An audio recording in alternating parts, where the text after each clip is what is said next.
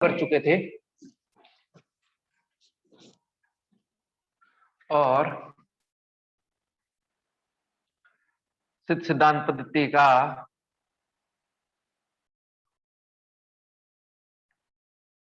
पहला अध्याय जो था वो हम पढ़ रहे थे।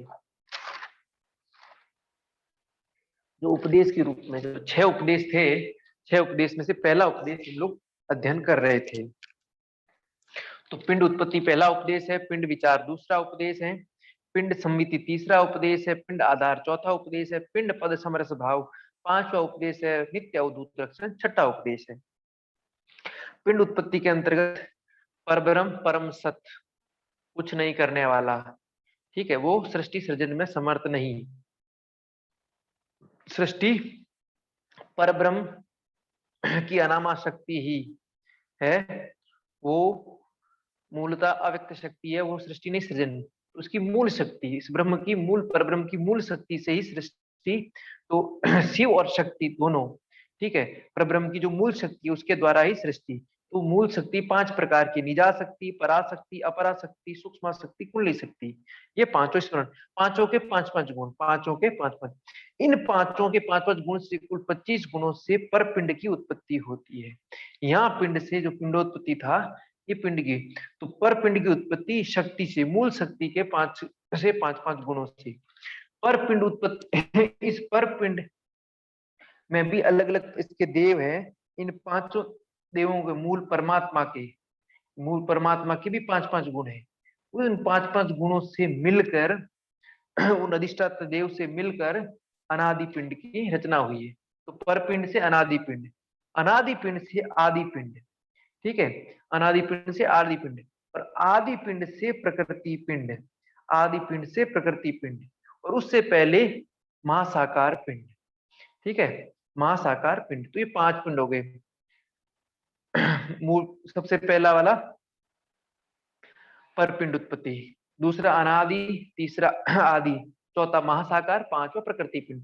प्रकृति पिंड हम है, प्रकृति पिंड हमें। महासाकार में 8 मूर्तियां थी। महासाकार में शिव, भैरव, श्रीकंठ, सदाशिव, ईश्वर, रुद्र, विष्णु, ब्रह्मा, ठीक है। प्रकृति पिंड में ब्रह्मा के देखने से नर नारी रूप में प्रकृति पिंड उत्पन्न हुआ, ठीक है, और उसमें पंचभूतों वाला, पंच तत्वों वाले शरीर उत्पन्न हुआ है। तो प्रकृति पिंड के 5 तत्व, पृथ्वी, जल, अग्नि, वायु, आकाश। तो अस्थि, मांस, त्वचा, नाड़ी, रोग, ये पृथ्वी तत्व है शरीर में। लार, मूत्र, वीर्य, रक्त, श्वेत, ये जल तत्व है। क्षुधा, तृष्णा, निद्रा, कांति, आलस्य, अग्नि तत्व है। दौड़ना, प्लवन, हिलना, प्रसारण, फैलना, सिकुड़ना, निरोध, ये वायु तत्व है शरीर में। राग, द्वेष, भय, लज्जा, मोह, ये आकाश तत्व, ये तो आकाश तत्व है। अंतःकरण पंचक, मन, बुद्धि, अहंकार, चित्त, चैतन्य। मन, बुद्धि, चित्त, अहंकार हम अंतःकरण चतुष्टय में पढ़ते, चैतन्य 5वां अंतःकरण है, ठीक है। कुल पंचक में सत, रज, तम, काल और जीव, ये कुल पंचक है, परिवार पंचक कुल। फिर शक्ति पंचक, शक्ति पंचक में इच्छा, क्रिया, माया, प्रकृति, वाक, वाणी, ये 5 है, ठीक है। वाणी का प्रश्न आ चुका है, परा, प्रसन्नता, मध्यमा, वैखरी, तो सीक्वेंस टाइप आ चुका है। तो वैखरी से भी और स्थूल है मात्रिका, तो स्थूल से सूक्ष्म जाएंगे तो सबसे अधिक स्थूल मात्रिका, ये मात्रिका है बोलने वाली, फिर उससे सूक्ष्म वैखरी, फिर मध्यमा, फिर प्रसन्नता, फिर परा, तो सबसे सूक्ष्म परा है। तो ये स्मरण रखनी है इधर, ठीक है। और जीव के अंदर जागृत, स्वप्न, सुषुप्ति, तुरिया, तुरियातीत, ये 5वीं अवस्था, ठीक है। फिर प्रत्यक्ष करण पंचक में कर्म, काम, चंद्रमा, सूर्य, अग्नि।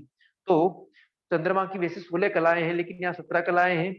सूर्य की वैसे 12 कलाएं, यहाँ 13 कलाएं हैं। अग्नि की 10 कलाएं, लेकिन यहाँ 11वीं कलाएं। तो ये स्मरण रहना है, ये स्मरण रहना है। चंद्रमा की 17वीं कला निवृत्ति कला, जो अमृतमयी कला है। सूर्य की 13वीं कला अपना स्व प्रकाश था, स्व प्रकाश। और अग्नि की 11वीं कला ज्योति।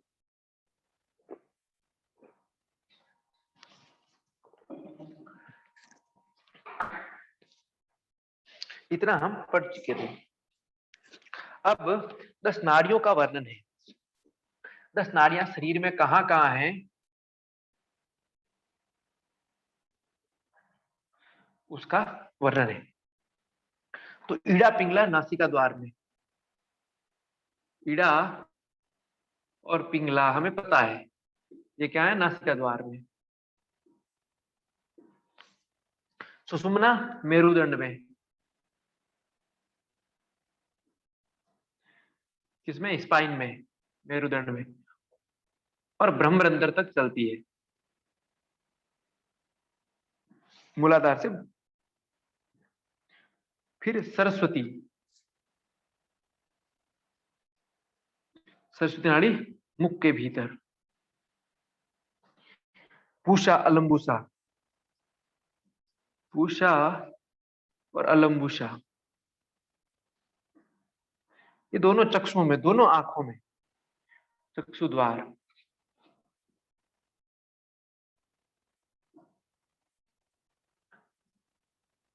आंखों के, ठीक है। फिर गांधारी हस्त जीवा,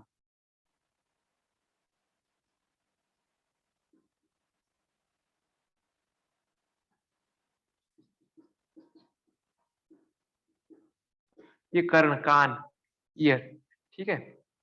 कुहू, गुदा द्वार, और संखिनी, लिंग द्वार।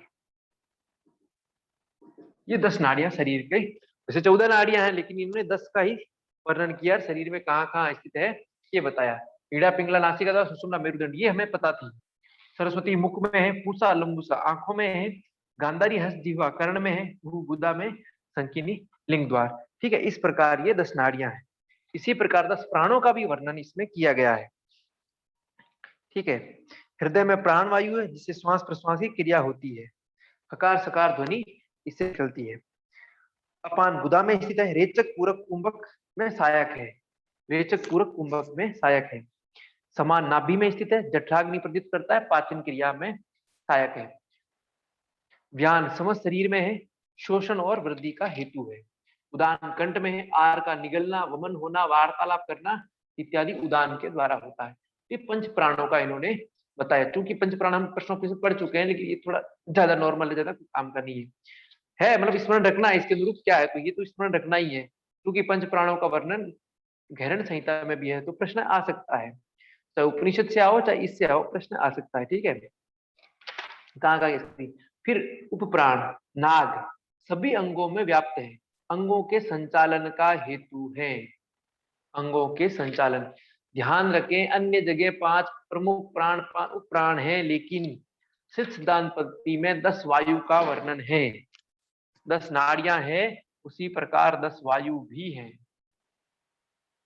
ठीक है।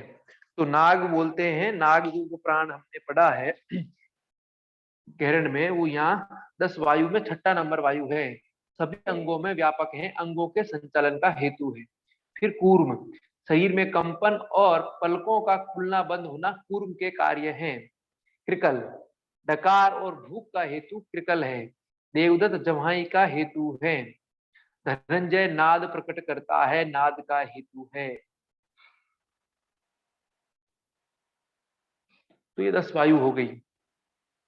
नाद सभी अंगों में, पूर्व शरीर में कंपन, आंखों का खुलना बंद होना, पलक झपकना खुलना, ठीक। कृकल डकार और भूख, देवदत्त जम्हाई, धनंजय नाद प्रकट करता है, नाद का हेतु है। अन्य जगह हमने धनंजय के बारे में क्या पढ़ा, मृत्यु के बाद भी जो रहता है। इस प्रकार ये 10 वायु भी पूरी हुई, 10 नाड़ी 10 वायु। अब इसमें कुछ 4-5 चीजें हैं, बस जीवन के बारे में है, क्योंकि इनमें सिलेबस का तो कुछ दिया नहीं है अन्य हटियों की ग्रंथों में, लेकिन जो भी नई चीजें आ सकता है कुछ भी, ठीक है। तो इन्होंने कहा शिशु के 7वें महीने में पूर्ण रूप से चेतना आ जाती है। तो सिद्धांत पद्धति के अनुसार कौन से महीने में मतलब संपूर्ण चेतना आ जाती है, उन्होंने 7वां महीना बताया है, ठीक है। शिशु के 7वें महीने में पूर्ण रूप से चेतना आ जाती है। रजवीर्य के संयोग से जीव जो जन्म लेता है वो कलल कहा गया है। रज और वीर्य का जो संयोग होता है, उस समय जो जीव उत्पन्न होता है, जन्म लेता है, उसका नाम कलल है। तो ये नाम भी स्मरण रखना है। 7 दिन पश्चात बुद्बुद रूप में बनता है।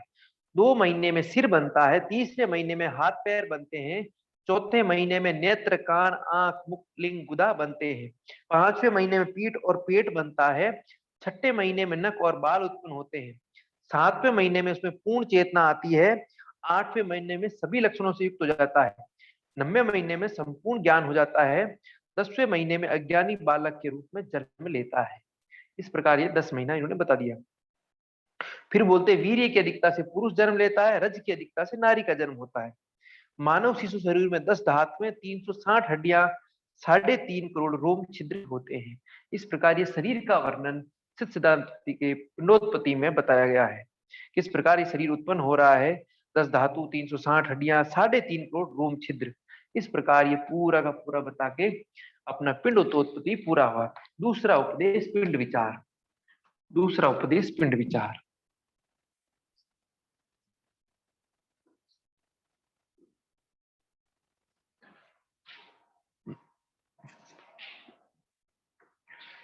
पिंड विचार के अंतर्गत सबसे पहले इन्होंने चक्रों का वर्णन किया है।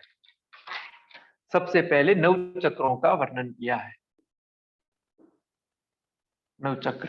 9 चक्र के बाद इन्होंने 16 आधारों का भी वर्णन किया है।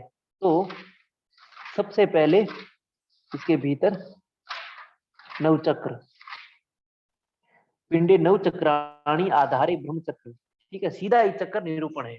9 चक्र निरूपण इन्होंने शुरू कर दिया है 9 चक्रों पर।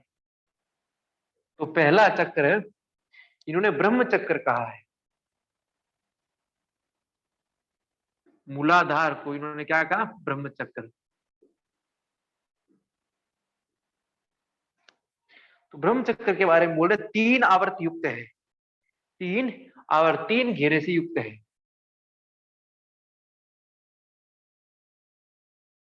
3 आवर्त युक्त है। अग्नि के आकार का ध्यान करें। यहाँ काम रूपी पीठ है, सभी कामनाएं पूर्ण होती है। तो यहाँ काम रूपी पीठ है, सभी कामनाएं पूर्ण होती है। यहाँ अग्नि का ध्यान करें, अग्नि का ध्यान करें। तो ये ब्रह्म चक्र के बारे में, तो ये स्मरण रखना है 3 आवर्त का है। 3, ठीक है। यहां से शुरुआत 1, 2 और 3। तो ये 3 आवर्त वाला चक्र है। दूसरा चक्र स्वादिष्ठान चक्र, पश्चिम अभिमुखी लिंग है, जो मूंगे के अंकुर के समान है। उसका ध्यान करें। वहां उड्डयन पीठ है, वहां उड्डयन पीठ है।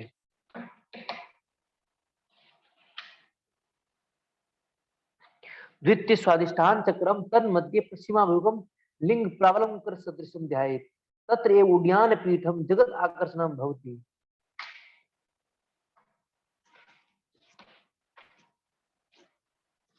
तो पश्चिम अभिमुखी, पश्चिम अभिमुख, पश्चिम यानी पीछे की ओर भी होता है। तो पश्चिम अभिमुख है, जो मूंगे के अंकुर के समान है। उसका ध्यान करें। यहाँ पर उड्डयन पीठ है। यहाँ पर कौन सी है, तो मूलाधार स्वादिष्ठान में उड्डयन पीठ। यहाँ कामरूप पीठ,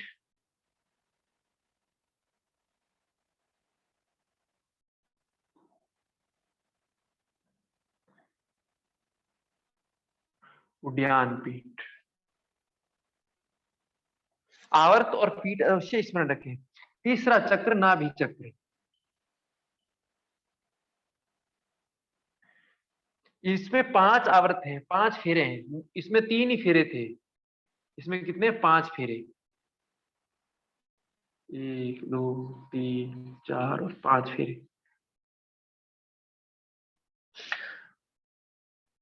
आकार सर्प की कुंडली के समान है। जैसा सर्प की कुंडली उसी प्रकार आकार है। इसमें मध्यमा शक्ति का ध्यान करना चाहिए। इन्होंने इसमें मध्यमा शक्ति के ध्यान का बोला है, मध्यमा शक्ति। ठीक है। वहां अग्नि के आकार का ध्यान था ब्रह्म चक्र में, मूलाधार में।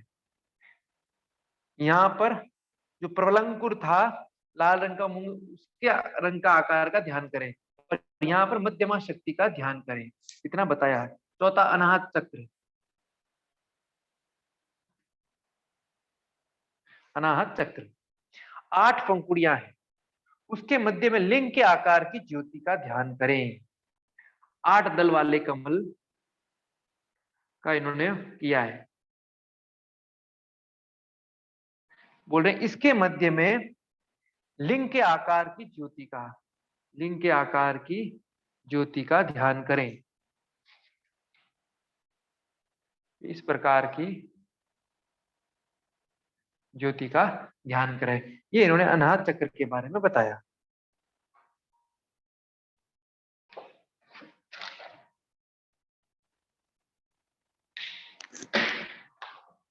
अगला चक्र कंठ चक्र, 4 अंगुल विस्तार वाला है। कंठ चक्र बोल रहे हैं 4 अंगुल विस्तार वाला है। सुषुम्ना नाड़ी का ध्यान करें, वह ही अनाहत कला कहलाती। यहाँ ध्यान से अनाहत सिद्धि होती है। यहाँ ध्यान से अनाहत सिद्धि होती है। तो ये अनाहत चक्र से सिद्धि नहीं हो रही, कंठ चक्र से अनाहत का ध्यान, अनाहत का ध्यान और अनाहत की सिद्धि।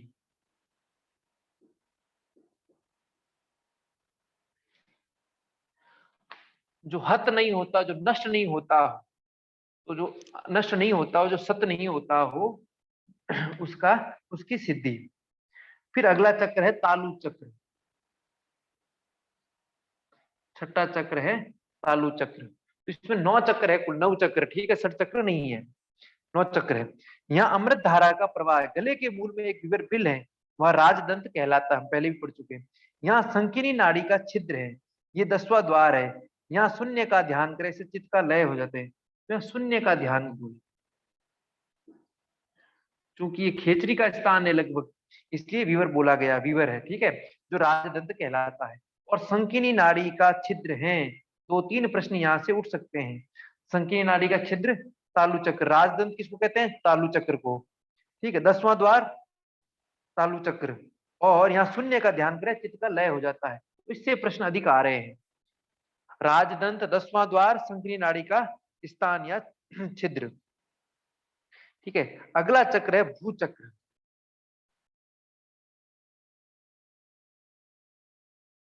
आज्ञा चक्र या भूचक्र, भ्रू मध्य में भूचक्र, इसका आयतन अंगूठे के आकार का है, अंगूठे के आकार का ये भूचक्र है। यहाँ ज्ञान नेत्र, यहाँ इसलिए इसको तृतीय नेत्र के, यहाँ क्या सिक्स सेंस भी बोलते हैं, यहाँ ज्ञान नेत्र है।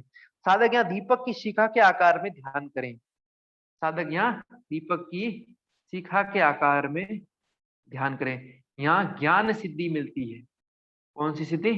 ज्ञान सिद्धि मिलती है भूचक्र से, ठीक है, सॉरी, वाक सिद्धि। ज्ञान का तो केंद्र ही है, यहाँ से इसे वाक सिद्धि मिलती है, वाक सिद्धि मिलती है। इस प्रकार ये भूचक्र पूरा हुआ। सप्तम भूचक्र मध्यमम अंगुष्ठ मात्रम तत्र ज्ञान नेत्रम दीपशिखाकारम ध्यात वाक सिद्धि भवती, वाणी की सिद्धि हो जाती है। अगला चक्र निर्वाण चक्र, 8वां चक्र निर्वाण चक्र।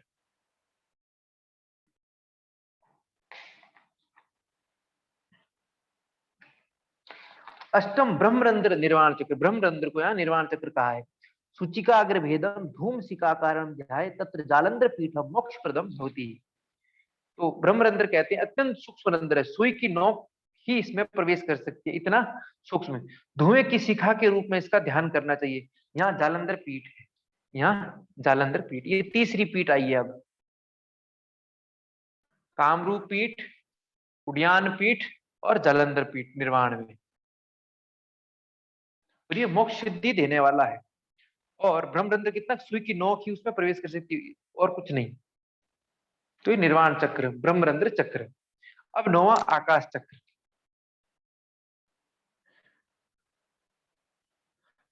कई जगह इसको व्योम चक्र भी कहा है, ठीक है। आकाश चक्र 9, नवम आकाश चक्रम षोडश दल कमलम ऊर्ध्व सुखम ऊर्ध्व मुखम तन मध्य कर्णिकायाम त्रिकूट करा तद शक्तिताम परम शून्य तत्र पूर्ण गिरी पीठम सर्वेच्छा सिद्धि भी। तो ये 16 पंखुड़ियों से कमल है, उसके मध्य में त्रिकूट के आकार वाली इसकी ऊर्ध्व शक्ति है, वहां परम शून्य का ध्यान करें। वहां पूर्ण गिरी पीठ है, इसमें ध्यान करने से समस्त इच्छाओं की पूर्ति होती है। तो ये पूर्णागिरी की पीठ, पूर्ण गिरी की पीठ, ये 4 पीठ, सभी इच्छाओं की पूर्ति आकाश चक्र। तो ये 16 दल। अनाहत चक्र जो था वो 8 दल वाला था, और यहाँ 16 दल वाला है। ये अंतर है, ये अंतर है, ठीक है। इस प्रकार ये 9 चक्र अपने पूर्ण हुए, 9 चक्र पूर्ण हुए। तो 4 पीठों के नाम इसमें रखने हैं, कहाँ किसका ध्यान करना है और कहाँ फल है। ये प्रश्न यहाँ से बन सकते हैं, ये प्रश्न यहाँ से बन सकते हैं।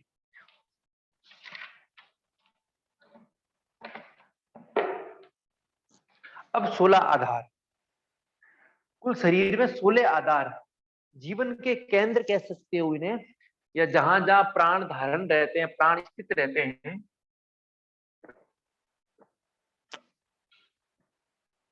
या जहां पर प्राण को स्थित किया जा सकता है, वे 16 केंद्र आधार कहलाते हैं। उन्हें षोडश आधार कहते हैं। क्या कहते हैं? षोडश आधार। तो कहां कहां पर षोडश आधार है और उनका फल क्या है? उनका फल क्या है? तो पैर का अंगूठा प्रथम आधार है, ठीक है। तत्र प्रथम पाद अंगुष्ठम, पैर का आधार, पैर का अंगूठा प्रथम आधार। तो 16 आधार।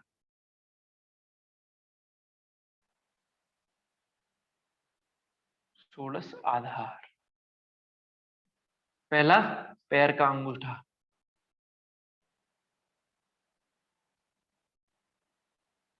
पैर का अंगूठा। दूसरा मूलाधार, तीसरा गुदा का आधार, चौथा लिंग का आधार, पांचवा उड्डयन आधार, छठा नाभि आधार, सातवां हृदय आधार, आठवां कंठ आधार, नौवां घंटी का आधार, 10वां तालु आधार, 11वां जिह्वा आधार, 12वां भूमध्य आधार, 13वां नासिका आधार, 14वां नासा मूल कपाट आधार, 15वां ललाट आधार और 16वां ब्रह्मरंध्र या आकाश चक्र आधार। तो ये लगभग आधार में 9 चक्र तो आ ही रहे हैं, 9 चक्र तो आ ही रहे हैं। तो पैर का अंगूठा, मूलाधार, गुदा द्वार, लिंग द्वार, उड्डयन द्वार, नाभि आधार, सॉरी हृदय आधार, कंठ आधार, घंटी का आधार, तालु आधार, जिह्वा आधार, भूमध्य आधार, नासिका आधार, नासामूल कपाट आधार, ललाट आधार, ब्रह्मरंध्र, आकाश चक्र, लगभग सब आ जाते हैं 9 चक्र। उसके अतिरिक्त 7 चीजें। तो पैर का अंगूठा, फिर मूलाधार, फिर गुदा आधार, फिर लिंग आधार, फिर उड्डयन आधार, फिर नाभि हृदय कंठ, नाभि हृदय कंठ आधार, ठीक है। फिर घंटी का, तालु, जिह्वा, घंटी का, तालु और जिह्वा, ठीक है। तत्पश्चात भ्रूमध्य, फिर नासिका और नासिका के बाद नासा मूल कपाट, नासा मूल कपाट, यहाँ फिर ललाट और ब्रह्मरंध्र, ललाट और ब्रह्मरंध्र, ये 16 आधार, अंतिम ब्रह्मरंध्र है, ठीक है। तो भ्रूमध्य और ललाट, ब्रह्मरंध्र, ठीक है। नासिका, नासिका कपाट, घंटी का, फिर तालु और जिह्वा, और जिह्वा, नाभि हृदय कंठ, तीनों चक्कर है, उड्डयन, फिर लिंग आधार, गुदा आधार और मूलाधार, इस पैर का अंगुष्ठ। ये 16 आधार है, ये 16 आधार है। प्रत्येक का फल है, प्रत्येक का फल है और प्रत्येक जगह ध्यान करने को बोला गया है। तो तत्र प्रथम पाद अंगुष्ठम तत्र अग्र तेजोमय ध्यान दृष्टि स्थिरा भवति, वहां आगे के भाग में तेजोमय स्वरूप का ध्यान करें, या ध्यान करने से साधक की दृष्टि स्थिर होती है, साधक की दृष्टि क्या होती है? स्थिर होती है। मूलाधार, तो मूलाधार मूलतः मूल बंद लगाने को इन्होंने बताया। आधार गुदा की मूलाधार साधना के लिए बाएं पैर से एड़ी को भली प्रकार दबाकर सिद्धासन आदि आसनों में बैठना चाहिए, ठीक है। इसका लाभ है अग्नि प्रदीप्ति, अग्नि प्रदीप्ति। तीसरा गुदा आधार, उसके संकोच उसके विकास के लिए संकोच निराकुंज को मिला के मूल आधार में मूलबंध था, गुदा आधार में इन्होंने अश्विनी मुद्रा का कहा है। इससे अपान वायु स्थिर होती है, इससे अपान वायु स्थिर हो जाती है। चौथा मेड्र आधार भी कहते हैं। लिंग संकोचन ब्रह्म ग्रंथि त्रिभित्वा, मेड्र आधार है और लिंग के संकुचन ब्रह्म ग्रंथि आदि तीनों ग्रंथियों का भेदन होता है। तो यहाँ लगभग ये जो आधार है मेढ्र आधार, इसको इन्होंने वज्रोली प्रसिद्ध, कुल मिला के वज्रोली क्रिया के द्वारा जो की जाती है उसको इन्होंने बताया है। ठीक है, तो वज्रोली क्रिया का यहाँ बताया गया। इसका लाभ जो इन्होंने बताया है वो ग्रंथि भेदन बताया। क्या बताया? ग्रंथियों का भेदन। तो ग्रंथियों का भेदन किस आधार में होता है, ये प्रश्न अवश्य आ सकता है, स्मरण अवश्य स्मरण रहना चाहिए। चौथा आधार कौन सा है? लिंग या मेढ्र आधार। तो उससे ग्रंथि भेदन, ब्रह्मा विष्णु रुद्र तीनों ग्रंथि भेदन, क्योंकि ये वज्रोली मुद्रा के द्वारा संपन्न हो रहा है। तो चौथा आधार अवश्य, क्योंकि ग्रंथि भेदन हठ योग में महत्वपूर्ण है, ग्रंथि भेदन। पांचवा उद्यान आधार, बंधनात् मल मूत्र। ठीक है, उद्यान को बांधने से मल और मूत्र अल्प हो जाते हैं। उद्यान,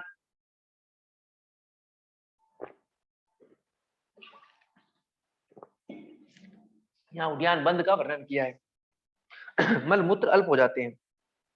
छठा नाभि का आधार है।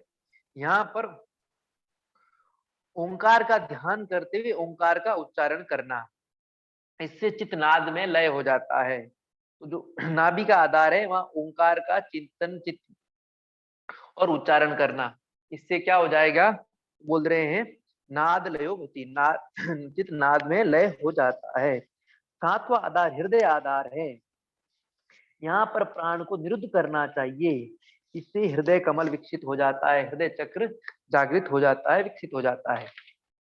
आठवां जो आधार है वो कंठ आधार है। कंठ मूले चिबुके निरोधियेत, यहाँ जालंधर बंध लगाने को बोला है। और इससे लगाने से ईड़ा और पिंगला नाड़ियों में वायु का प्रवाह रुक जाता है और वायु सुषुम्ना में प्रवाहित हो जाती है। तो आठवां आधार कंठ का आधार है और इसमें जालंधर बंध लगाने को इन्होंने कहा है। नौवां आधार घंटी का आधार है। जिहाग्र धारियत अमृत क्लास रवित, नौवां आधार घंटी का आधार है, वहां पर जीवा के अग्र भाग को लगाएं। मतलब पूरा का पूरा जीव उल्टा करके जो खेचरी लगाते थे ये लगाने को बोल रहे हैं। इससे अमृत बिंदु टपकता है, अमृत बिंदु टपकता है। तो घंटी का आधार में खेचरी मुद्रा वाली स्थिति है, ये स्मरण रखना है। 10वां तालु आधार,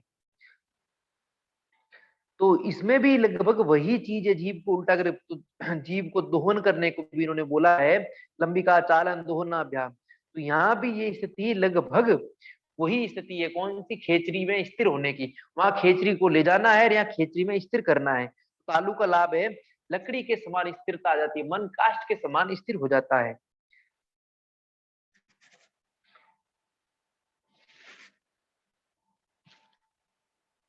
ग्यारहवा आधार जीवा आधार, तत्र जीवाग्र धारियत, यहाँ जीवा के अग्र पर ध्यान करने, जीवा का मूल है, जीव के आगे के भाग को वहां लगाकर स्थिर करें। इस अभ्यास से सभी रोग दूर हो जाते हैं।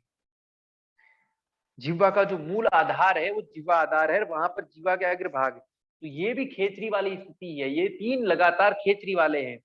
तो घंटी का तालु जिह्वा, घंटी का तालु जिह्वा, एक में अमृत बिंदु टपकता है, दूसरे में लकड़ी के समान स्थिरता और तीसरे में सभी रोगों का नाश हो जाता है, सभी रोगों का नाश।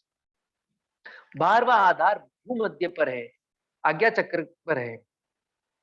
तत्र चंद्रमंडल ध्यायेत शीतलाम याति, यहाँ पर चंद्रमंडल का ध्यान करें, तन मन को शीतलता प्राप्त होती है, तन और मन को शीतलता प्राप्त होती है।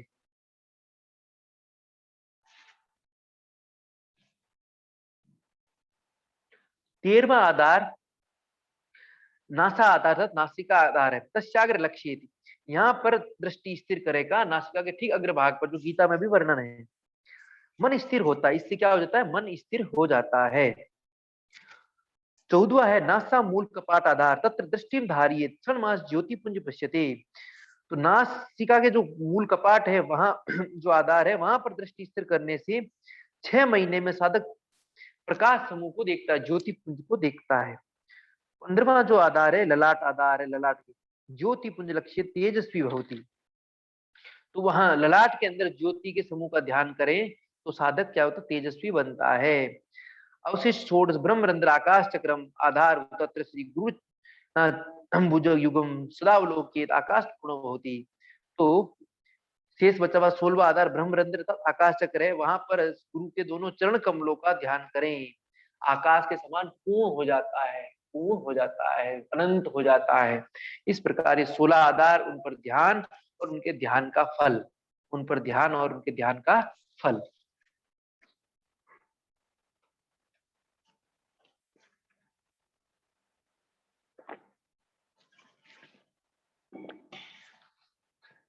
अब 3 लक्ष्य का वर्णन है। नवचक्र 16 आधार, तत्पश्चात 3 प्रकार के लक्ष्य का वर्णन है। नवचक्र 16 आधार और 3 चक्र, लक्ष्य, त्रिलक्ष्य, त्रिलक्ष्य।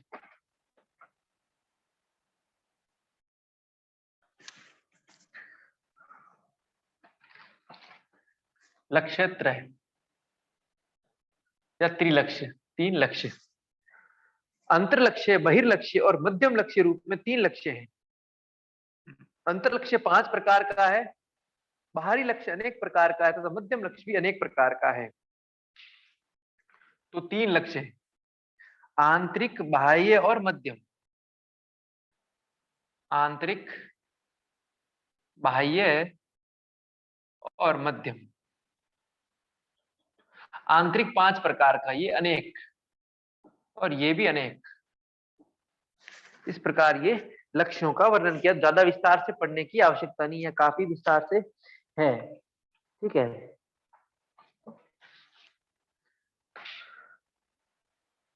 अंतरलक्ष्य के लिए बोल रहे मूल कंठ से मेरुदंड में लगी हुई श्वेत वर्ण की ब्रह्म नाड़ी को सुषुम्ना स्मरण करें, और उसके बीच में कमल तंतु के जिसकी कांति तो कुल मिला के ये लक्ष्य ध्यान की चीज है, तो इसका वर्णन है, ठीक है।